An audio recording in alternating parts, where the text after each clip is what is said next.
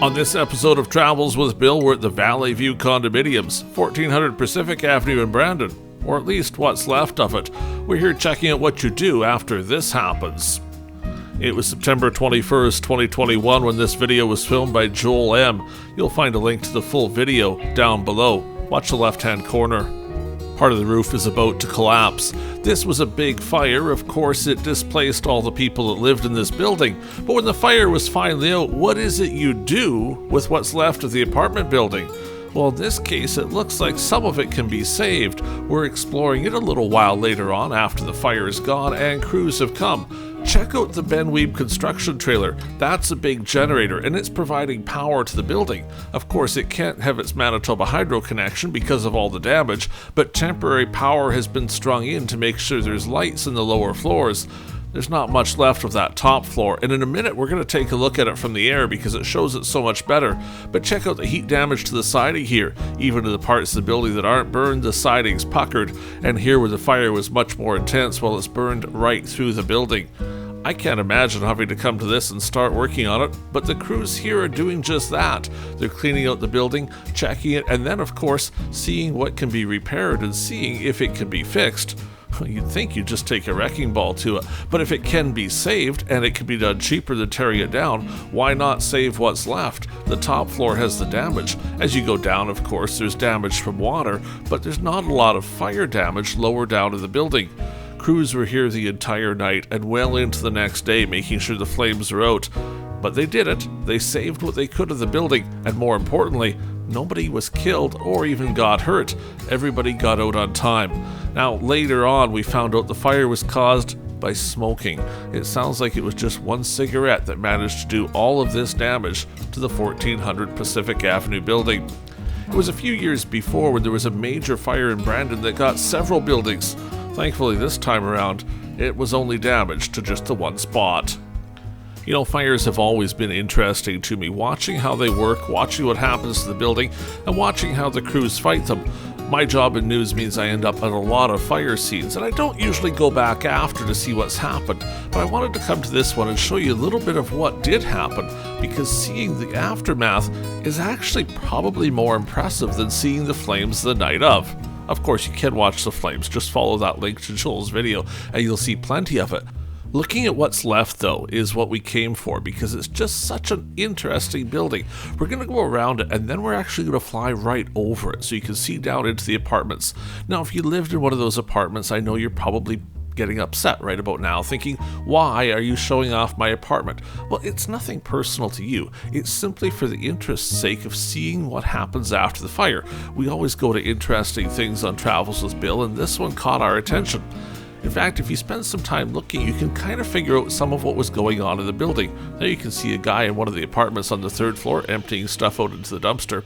For example, if you look on the left side, see how there's that really big burned part? Well, it looks from the building like that was probably some sort of air handling system. The fire was able to get into it a lot more than it could other places. In fact, you'll see that as we go around. There's spots where there's not a lot of damage and spots where there's a lot more damage. I guess as a firefighter, that's why it's so important to know what's inside the building and how it's built. I know firefighters spend a lot of time paying attention to what's in the buildings and looking for the plans of them to know exactly what's going on in there. It's not just about if something's going to explode, it's understanding if the building's going to collapse and also understanding where the fire is likely to go next. Now today, very clearly, we're filming with the drone and we're being very careful doing it, but we certainly weren't filming with the drone the night of the fire, and there's some reasons for that. It's illegal to fly a drone anywhere around an emergency scene. Not only because you could fall and hurt somebody or just confuse everybody, but also because fire departments use drones to be able to go and look at buildings for hot spots. They can launch a drone, fly over the roof, and see if there's a part of the roof that's hot. Well, obviously that means the fire is somewhat close there. It helps them out an awful lot, and they don't need anybody just flying around causing trouble when they're trying to do their job. We're here many days later. Of course, there's nothing going on here now except some deconstruction and some repair work, so it's a lot safer to fly the drone today. Here on the back side of the building, you can see the hydro lines that used to go into the building. It looks like there's a transformer down there as well, and it also looks like they've got some sort of temporary hydro service being connected. Well, as you can imagine, a big building like this would use a lot of electricity and natural gas and all of those things. But with the fire damage, it wouldn't really be safe to just turn the power on and hope for the best. You know a bunch of it's damaged up top, and who knows what might happen. You could very well set it on fire again. So if you start to think about how you work on this building, well, you have to do some cleanup, then you have to figure out what's broken, what isn't, and where you go from there, and then work your way towards the idea of having the building being able to be lived in again. Water damage can be a pain in the butt. Smoke damage is even worse, but it can be worked through. There's a lot of restoration companies that do just that, and well, you can see they're working here at 1400 Pacific Avenue. You can see the rail line in the background. That's the Canadian Pacific main line as it goes through Brandon. They've got a bit of a rail yard going on here. That video we saw earlier was shot from across those railway tracks. Hundreds of people came out on fire night to watch this building burn and watch the firefighters do their work.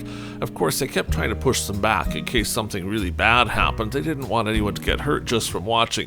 But from across the tracks, it was pretty safe. Some people even live streamed the fire so people could watch from all over the province and indeed from all over the world as the fire was burning.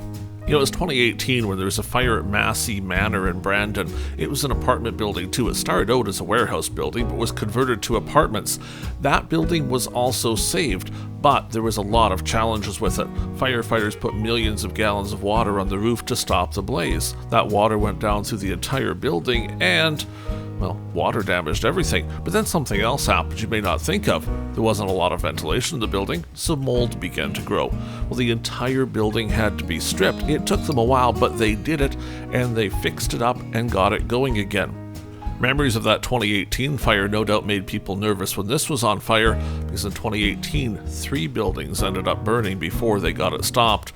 As we fly over top here, you can see how the apartments were laid out. You can see how some aren't damaged that much at all, where others are nearly destroyed. In fact, some of the entire 4th floor is missing here. The whole roof is gone too, and what you're seeing in places is a little bit of the roof that remains that fell down. See the elevator shaft there? How it's very well built? Well, that's for a reason, right? People could escape through the elevator, and there's certainly, if you're stuck in the elevator, you don't want to burn. By how built it was, there's virtually no fire damage inside. The damage was all limited to the parts of the building that were made of wood. If you're in a fire, of course, an elevator is not a very good idea because when the electricity goes off, well, there stops the elevator. Stairs are always the preferred way out, and leaving when there's a fire is important too. It was only a few weeks back that we saw news of a big fire where a lot of people passed away.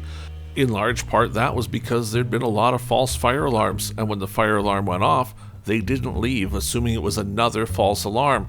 It wasn't until they saw the smoke that they knew they had a problem, and by then, unfortunately for many, it was simply too late to get out. Well, there's not a lot of doing here on the 4th floor right now, is there? The crews are working down on the 1st, 2nd, and 3rd floor, emptying out the building. There needs to be a lot of work done up here with structural engineers to make sure the building's safe before they go up to that 4th floor. But that too will happen, and the building will turn into an apartment building once again. You know, some of watching this makes me think a lot about when you watched a hotel being built and they build it all out of wood.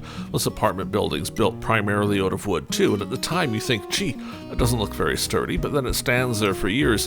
When you see it like this, well, you kind of get that, gee, is it really sturdy feeling again? But it does stand up really well. The wood is a perfectly good construction.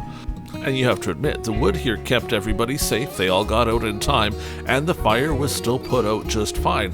So it seems cutting up pieces of trees to make apartment buildings? Pretty good idea. Just ask the folks at the sawmill in Swan River, they'll tell you all about why you should always use wood. Well, seeing how we're here anyway, let's take a look around downtown Brandon. We'll show you some of the sites. We'll kind of keep the building in view here. Gives you a better view of exactly where this fire happened and everything that was around it. Be pretty scary, wouldn't it, to be in one of those apartment buildings right close to the fire? Especially after 2018, embers from the one building caught the next one on fire and flew quite a ways to catch the 3rd one on fire. So I know when I would be watching this, if I lived here, I'd be thinking, please, please, let it not be windy. We don't want to have that happen again. Brandon's a pretty cool city. It's Manitoba's 2nd biggest city, but it still has that rural feel to it. Winnipeg, of course, keeps getting bigger and bigger, but Brandon boy, it's pretty easy to drive around in, pretty easy to understand where all the streets go. For the most part, they're in straight lines, just like us rural people like to have, so it's easy to get around. Some neat stores here as well, but also some neat sights. We're looking out here over the Assiniboine River Valley. That's where that big flood happened, well, not that many years ago, and it could easily flood again, but it's kind of cool to see the river and its banks like it should be. There's a lot of green space there, so the water has some place to go when it does flood, but obviously some businesses down there too that need to be protected when the water gets a little bit too high. As we swing around here, we're seeing the overpass. That one's the overpass that's scheduled to be replaced in the next year or two. Right now it's only 3 lanes, so 2 lanes go up, 1 lane goes down. It will become 2 lanes in each direction, which will help a lot with traffic flow. You see that white building in the top right-hand side right now? That's actually one of the Brandon fire halls, so it wasn't that far to go for the fire trucks to get from there to the apartment building.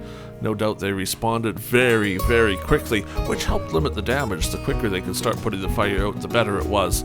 But it was a lot of work to get the fire out at this apartment building. Look at all the trees in Brandon. Isn't it a well-treed community? You don't just see buildings, you see an urban forest that makes the place even nicer and, well, really quite nice. Walking around the downtown is fun too. Not too far from here, they've got some neat parks on the go, but Brandon's downtown has been reinvigorated as of late, and it's quite a place to visit. One of my favorite parts of Brandon is the thrift stores. Now, you probably know about the Value Village. That's the big name brand for-profit one, but there's a couple other ones here as well. There's a Mennonite Central Committee store. That's just down Pacific Avenue, and in between where we are now and that store, there's a Super Thrift as well. The Super Thrift is a fundraiser for adult and teen challenge that do all sorts of work fighting addictions and, well, young people, but really people of any age to get their lives back on track. Great organization. So is the MCC. They're a non-profit as well, and they use all the money they make from their thrift store for really good things. So when you visit Brandon, there's 1, 2, 3 good thrift stores you should check out because, well, you're bound to find something in at least one of them. Well, that does it for this episode of Travels with Bill. Hit the subscribe button so you see the next episode. Hit the like button if you enjoyed the video. And farewell for now from Pacific Avenue in Brandon, Manitoba.